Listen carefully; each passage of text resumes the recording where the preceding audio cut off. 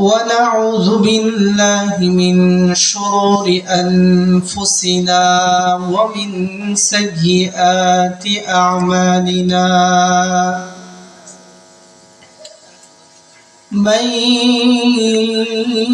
يهده الله فلا مضل له ومن يضلله فلا هادي له ونشهد أن لا إله إلا الله وحده لا شريك له لا خالق له ولا ضد له ولا ند له ولا مثل له ولا مثيل ونشهد أن سيدنا وسندنا وحبيبنا ومولانا وأولانا وعظيمنا وقدوتنا محمدا عبد الله ورسوله أما بعد فقد قال الله تعالى في كلامه المجيد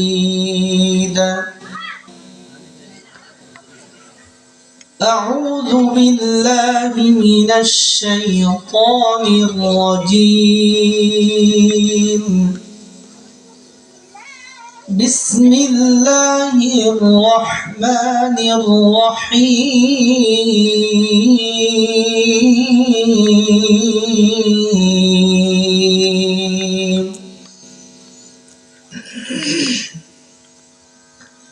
وسارعوا إلى مغفرة من ربكم وجنة عرضها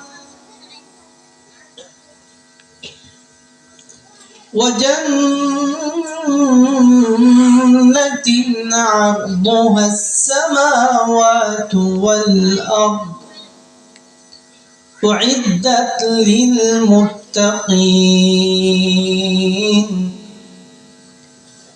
الذين ينفقون في السراء والضراء والكاظمين الغيظ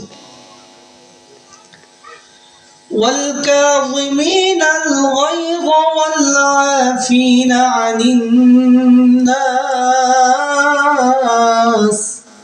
والله يحب المحسنين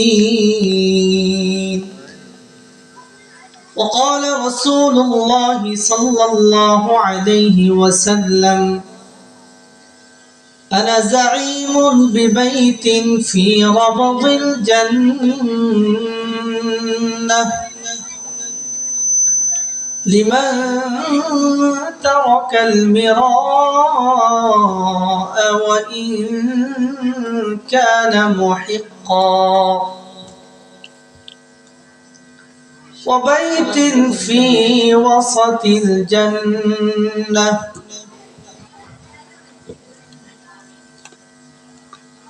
لمن ترك الكذب وإن كان مازحا وبيت في أعلى الجنة لمن حسن خلقه أو كما قال عليه الصلاة والسلام سبحانك لا علم لنا إلا ما علمتنا إنك أنت العليم الحكيم صدق الله العلي العظيم وصدق رسوله النبي الكريم ونحن على ذلك لمن الشاهدين والشاكرين والذاكرين والحمد لله رب العالمين رہے میرے مسکن حوالی کعبہ رہے میرے مسکن حوالی کعبہ بنے میرے مدفن دیار مدینہ بنے میرے مدفن دیار مدینہ محمد نے آ کر کفر کو مٹایا کفر کو مٹا کر صداقت کو بتایا کفر کو مٹا کر صداقت کو بتایا দক্ষিণ মোহরিপাড়া বর্তলী আল বাইতুন নূর জামে মসজিদের উদ্যোগে সপ্তম বার্ষিক সভায় আজকে প্রধান অতিথি জনাব লিয়াকত আলী মেম্বার এবং বিশেষ অতিথি জনাব কিতাব আলী সাহেব উপরে আল্লাহর পক্ষ থেকে বিশেষ অনুগ্রহ বিশেষ ইহসান আমাদের টাকার বলে সম্পদের বলে আমাদের শক্তি বলে এই জান্নাতি আয়োজনে আসার কারো বাহু বলে শক্তি বলে আসার সুযোগ নেই আল্লাহ তাআলা যাকে মহব্বত করেন ভালোবাসেন সওয়াবের কাজ নেকির কাজ করার জন্য আল্লাহ তাআলা তাকে সুযোগ করে দিয়ে থাকেন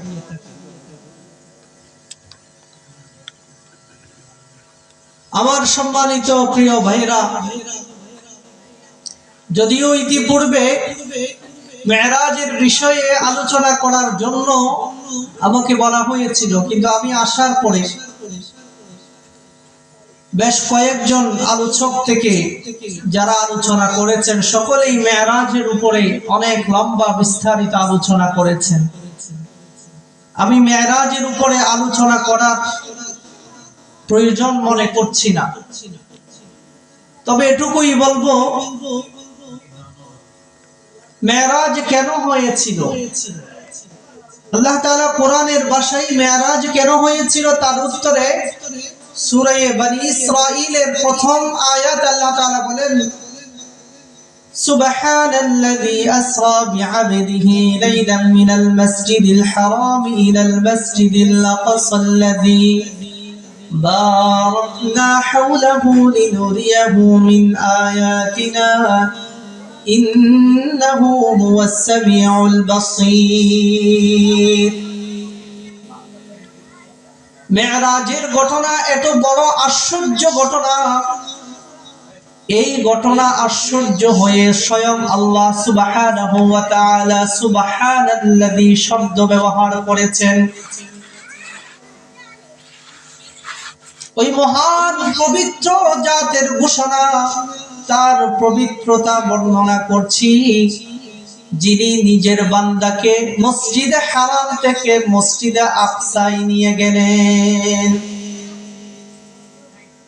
এবং পরবর্তীতে মসজিদে আকসা থেকে আল্লাহ তাআলা সপ্ত আকাশে নিয়ে গেলেন এই যে মক্কা থেকে মসজিদে আকসা পর্যন্ত যাওয়া এতটুকুকে আরবিতে বলা হয় ইসরা বাচ্চারা মাঝে মাঝে কথা বললে আলোচনার একটু ডিস্টার্ব হবে হয়তো ওদেরকে ফাঁকে ফাঁকে ঢুকিয়ে রাখেন আর না হয় যাতে কথা বলতে না পারে আমার ভাইরা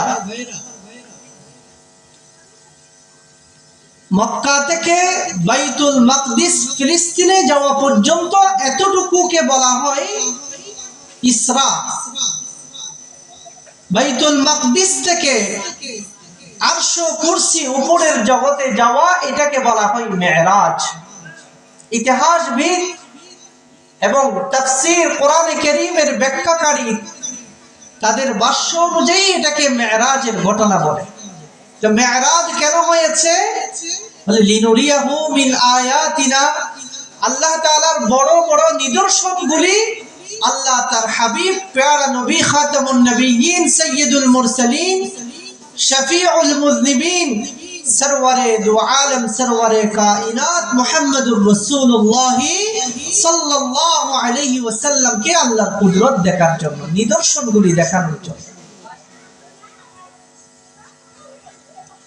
এটা কোরআনের ভাষায় মেরাজ এই জন্যই হয়েছে। অনেক মুহাদ্দিসিনে কেরাম, মুফাসসিরিনে কেরাম মেরাজ হওয়ার পিছনে এই কারণ বর্ণনা করেছেন। আল্লাহ রাসূল সাল্লাল্লাহু আলাইহি ওয়াসাল্লাম নবুয়ত প্রাপ্ত হওয়ার পূর্বে মক্কার সকলের কাছে তিনি খুবই প্রিয় একজন ব্যক্তিত্ব ছিলেন, যাকে আলামিন উপাধি দিয়েছিলেন, যার কাছে সকলের আমানত রাখতেন। আমাদের সমাজে কার কাছে মানুষের দামি দামি জিনিস, গয়না পত্র, স্বর্ণ অলংকার কার কাছে বেশি জমা রাখে?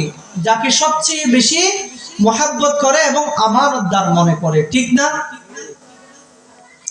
তো তিনি নবুয়ত প্রাপ্ত হওয়ার আগে সকলের খুবই প্রিয় ব্যক্তিত্ব ছিলেন। যখন তিনি দাওয়াত শুরু করলেন 40 বছরে ইসলামের, তখন মক্কার কাফেররা প্রস্তাব দিয়েছিল, হে আমাদের বাতিজা মুহাম্মদ ইবনে আব্দুল্লাহ, তুমি যদি মক্কার সুন্দরী মেয়েদেরকে চাও তো তোমার জন্য মক্কার সবচেয়ে যে সুন্দরী মেয়ে, তার জন্য তোমার বিবাহের ব্যবস্থা করবে। তবু তুমি এই ইসলামের দাওয়াত থেকে নিজেকে বিরত রাখো।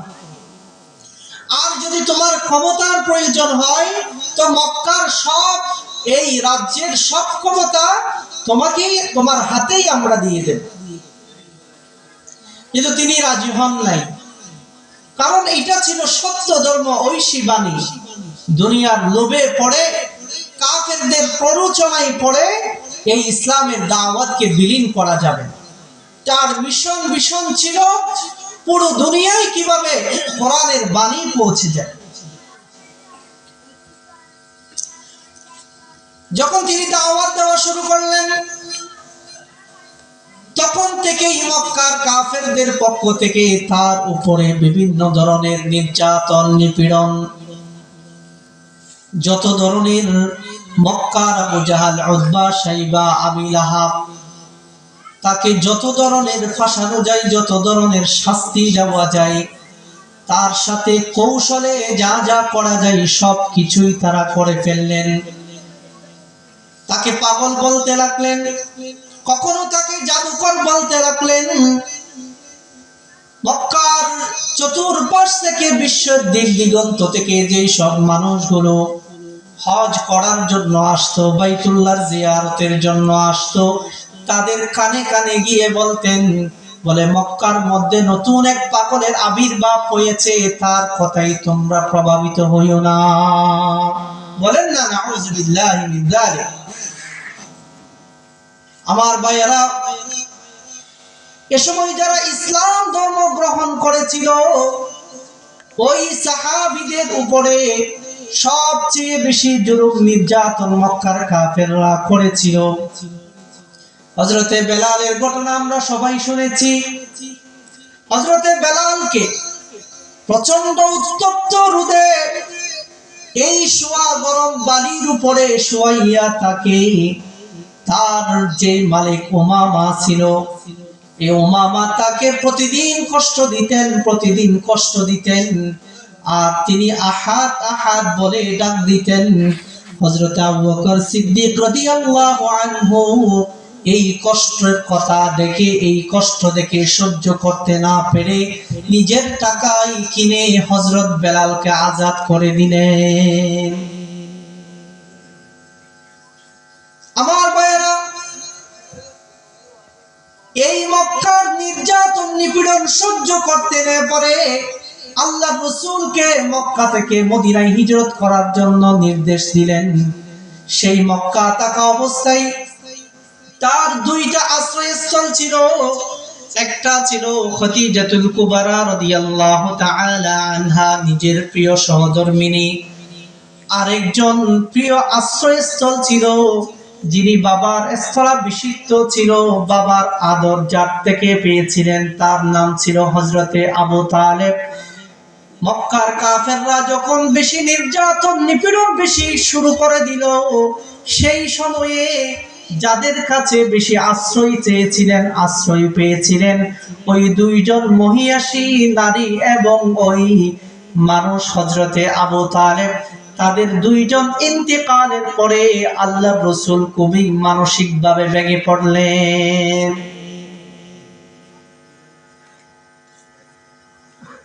এই সমাজের সব মানুষ যদি নির্দিষ্ট একজনকে যদি খুব বেশি জুলুম করে, নির্যাতন করে, তখন ওই মানুষের আশ্রয়দাতা যদি কোনো মানুষ হয়ে যায়, ওই মানুষ হঠাৎ করে যদি বিদায় হয়ে যায়, তার মৃত্যু হয়ে যায়, তাহলে তার মৃত্যুর কারণে ওই মানুষটা বেশি ভেঙে পড়বে, এটাই স্বাভাবিক। হযরত খাদিজাতুল কুবরা রাদিয়াল্লাহু তাআলা আনহার ইন্তেকালের পরে, হযরত আবু তালেবের ইন্তেকালের পরে আল্লাহর রাসূল মানসিকভাবে ভেঙে পড়লেন। আল্লাহ তাআলা তাকে সান্ত্বনা দেওয়ার জন্য এই দুইজন মনীষী চলে যাওয়ার পরে তিনি মনে মনে ভাবতে লাগলেন, আমি যদি তায়েফবাসীদের কাছে ইসলামের দাওয়াত নিয়ে যাই, তারা যদি ইসলাম ধর্ম গ্রহণ করে, তারা যদি ইসলামের দাওয়াত কবুল করে, হয়তোবা এই দাওয়াত কবুল করার কারণে মক্কার নির্যাতন নিপীড়ন কমে আসবে, আমি তাদের কাছে আশ্রয় নিতে পারবো। এই আশায় তিনি তায়েফবাসীদের কাছে দাওয়াত নিয়ে গেলেন। তাদের কাছে যখন দাওয়াত নিয়ে গেলেন, দেখা গেল তারা ওই তায়েফের যুবকদেরকে তার পিছে লেলিয়ে দিলেন এবং তারা আল্লাহর রাসূল কেমন নির্যাতন নিপীড়ন আল্লাহর রাসূলের উপরে চালিয়েছেন। রাসূলুল্লাহ সাল্লাল্লাহু আলাইহি ওয়াসাল্লামের শরীর মোবারক রক্তাক্ত হয়ে গেল, রক্ত রঞ্জিত হয়ে গেল। নিজের পা মোবারক থেকে রক্ত বের হয়ে এমন কঠিন ভয়ানক দেখা করুণ দৃশ্য হয়ে গেল। নিজের পা মোবারক থেকে জুতোগুলো পর্যন্ত ভালো করে খুলতে পারছিলেন না। আমার ভাইয়েরা মনোযোগ দিয়ে শুনেন, এইসব ঘটনার পরে আল্লাহর রাসূলকে সান্ত্বনা দেওয়ার জন্য আল্লাহ তাআলা ওই সপ্ত আকাশের ঊর্ধ্বে আরশে আজিমে নিয়ে গেলেন, লিনুরিয়াহু মিন আয়াতিনা, যেন আল্লাহর কুদরতি নিদর্শনগুলি দেখে তিনি মনকে সান্ত্বনা দিতে পারে।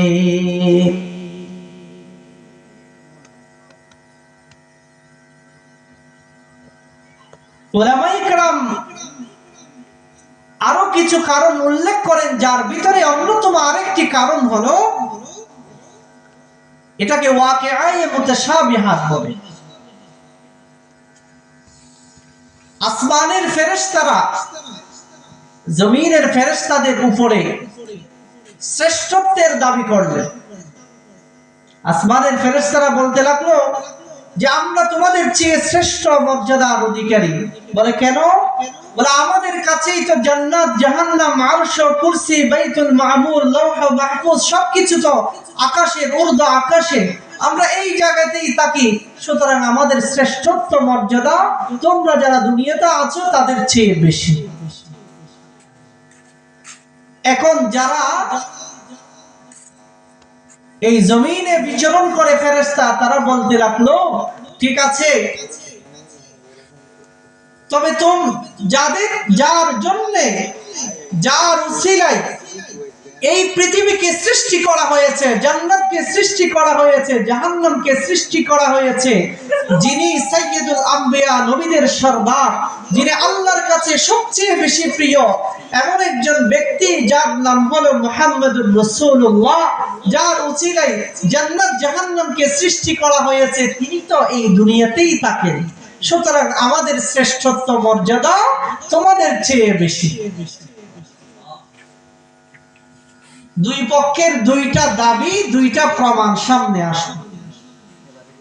এখন এই যুক্তি যখন আসমানের ফেরেশতাদেরকে দিলেন দুনিয়ার ফেরেশতারা, তো তখন আসমানের ফেরেশতারা বলতে লাগলো কথা তো ঠিকই আছে, যার উসিলায় এই জান্নাত জাহান্নামকে সৃষ্টি করা হয়েছে, তিনি তো ওই দুনিয়াতে ওই ফেরেশতারা তাকে সবসময় দেখতে পাচ্ছেন, তাদের শ্রেষ্ঠত্ব মর্যাদা আমাদের চেয়ে বেশি হওয়ার কথা। তো তারা আল্লাহর কাছে বলতে লাগলেন, ইয়া আল্লাহ, আসমানের দুনিয়ার এই ফেরেশতারা যেটা বলতে লাগলেন, আমাদের শ্রেষ্ঠত্ব যাতে বেড়ে যায়, আপনার হাবিবকে একবার আমাদের জিয়ারতের জন্য সুযোগ করে দেন।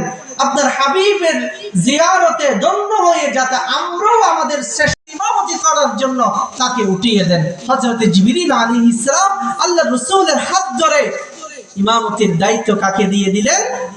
মুহাম্মদুর রাসূলুল্লাহ সাল্লাল্লাহু আলাইহি ওয়াসাল্লামকে।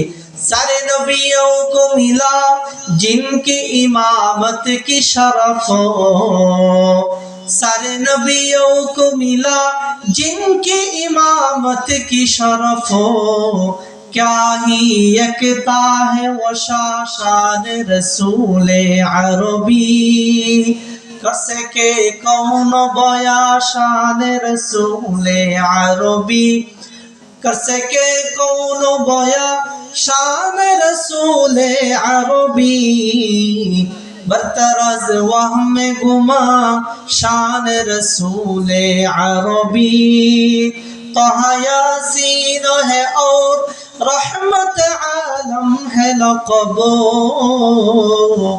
तहा यासीन है और रहमत आलम है लक़बो, बातों से आया शान रसूल अरबी, बातों से आया शान रसूल अरबी। सुबहान। समस्त नबीদের ইমামতির দায়িত্ব পেয়ে গেলেন। আমার প্রিয় ভাইরা, এজন্য আমি মেরাজের ঘটনা নিয়ে আর ওইদিকে আলোচনা করব না। আমাকে আরেকটি সুনির্দিষ্ট বিষয়ের উপরে একটু দৃষ্টি দেওয়ার জন্য বলা হয়েছে, সেটা হলো গীবতের বিষয়। আমার পূর্বের আলোচক তাও অনেক সুন্দর আলোচনা করেছেন। আল্লাহ রাসূল সেখানে যাওয়ার পরে একজন লোক, তাদের নখগুলো অনেক লম্বা লম্বা তামার, তারা নিজের বুকে এই নখ দিয়ে আঘাত করে মুখ থেকে রক্ত বের করতেছেন। জিবরিল আলাইহিস সালাম থেকে জিজ্ঞাসা করলেন, মান হাউলা ইয়া জিবরিল, এরা কারা যারা নিজের নখ দিয়ে নিজের মুখ থেকে রক্ত বের করছে?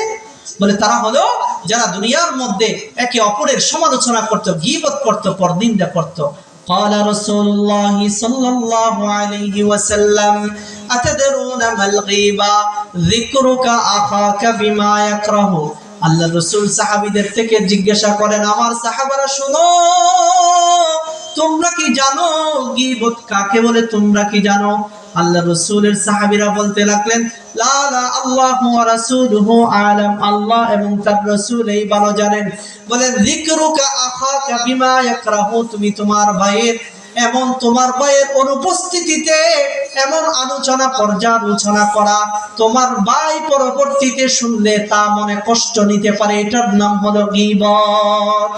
আল্লাহ রাসূলের সাহাবীরা বলতে লাগলেন, বলে ওই দোষ যদি তার ভিতরে থাকে, যেই দোষের আলোচনা আমরা করতেছি, বলে এই দোষ যদি তার ভিতরে থাকে, এটার নাম হলো গীবত।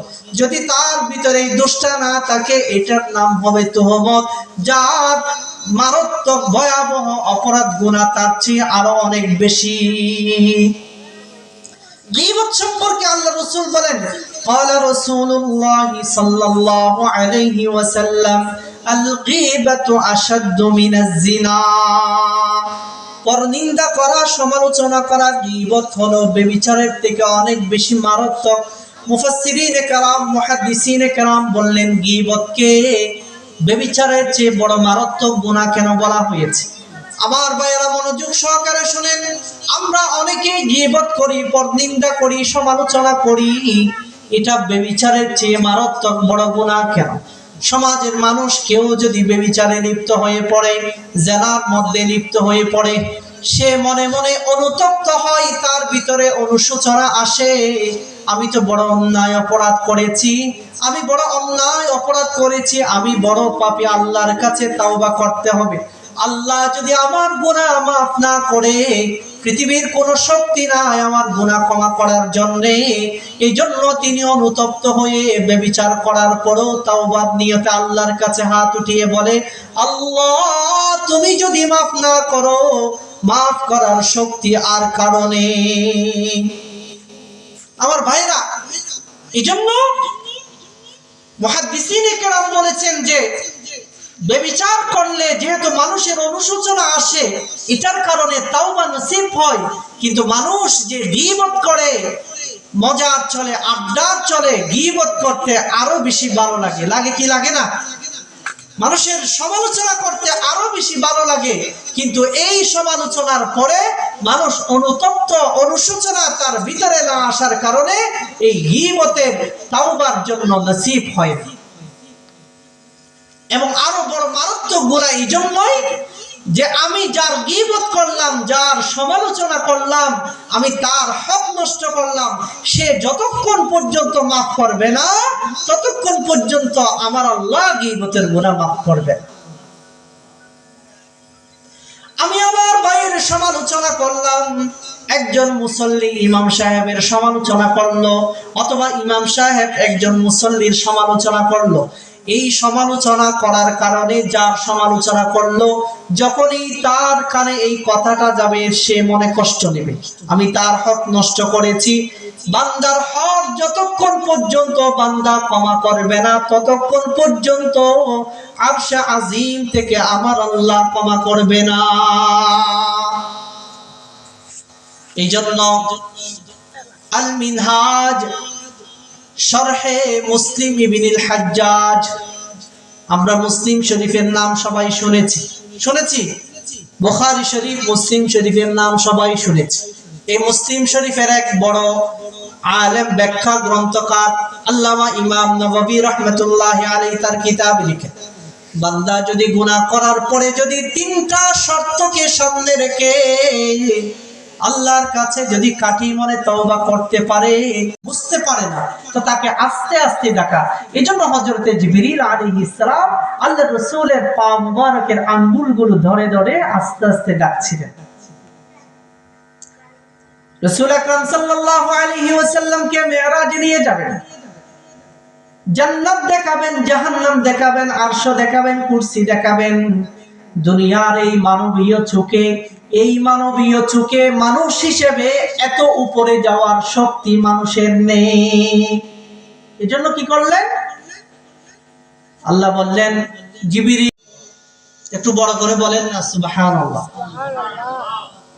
বান্দা যদি আল্লাহকে সন্তুষ্ট করার জন্য সুবহানাল্লাহ বলে, তো আল্লাহ তাআলা জান্নাতে তার জন্য ছোট্ট একটি গাছের চারা রোপণ করে দেন।